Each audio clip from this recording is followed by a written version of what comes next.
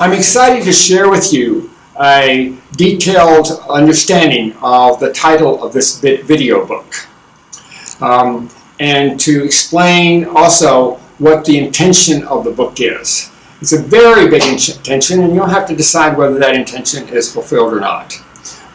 The first intention is to establish the groundwork, the foundation of a new ethics.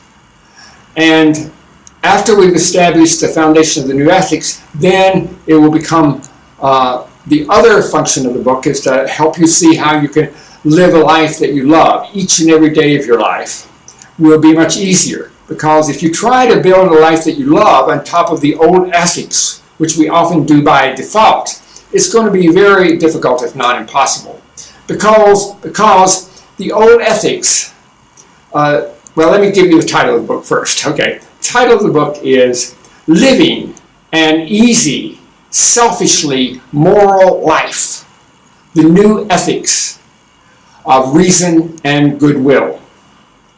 So notice the first word in that, the first major word, easy, like an easy life. See, the old ethics told us that we must struggle, we must work against our desires for enjoying now in order to have a great future. So this pitted now against the future. And we're always in a struggle there. And so living an easy life becomes impossible, right? So the first thing will be, one of the major things we'll be addressing in this book is how to have that easy life so that now, our now and our next both win. The second important word is the word selfishly, like a selfishly moral life. Now, I want to define selfish in its original denotation. It simply means concern with one's own interests. It doesn't have anything to do about, it doesn't say anything about your interest for your desire for other people's interest. But the fact is, in almost all cases, especially if you design your life this way, design the world this way, that taking care of your own interests is often best served by taking care of other people's interests. So like the best of all possible worlds is where my selfishness and your selfishness dovetail together.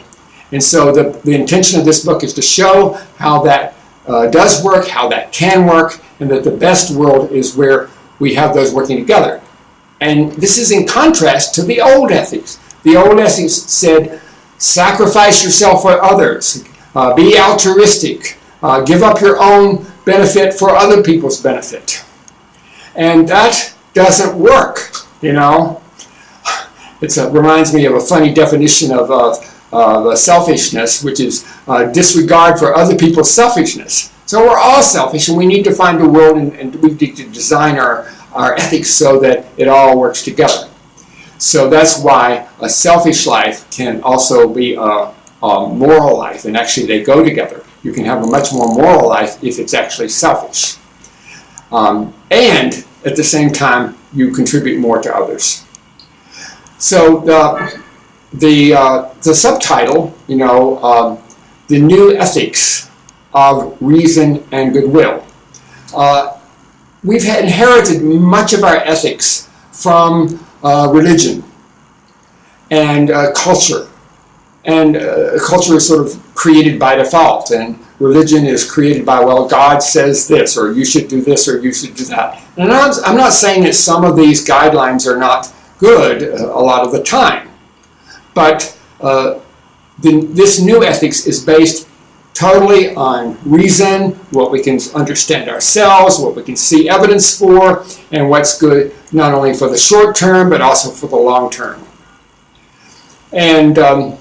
And then the final thing is goodwill. Like when you are living a life which is easy, and you know you're taking care of yourself, and you don't have to worry about being taken advantage of others because you set in place the boundaries and the actions necessary so you make sure you're taking care of yourself, then you can so easily take care of others at the same time.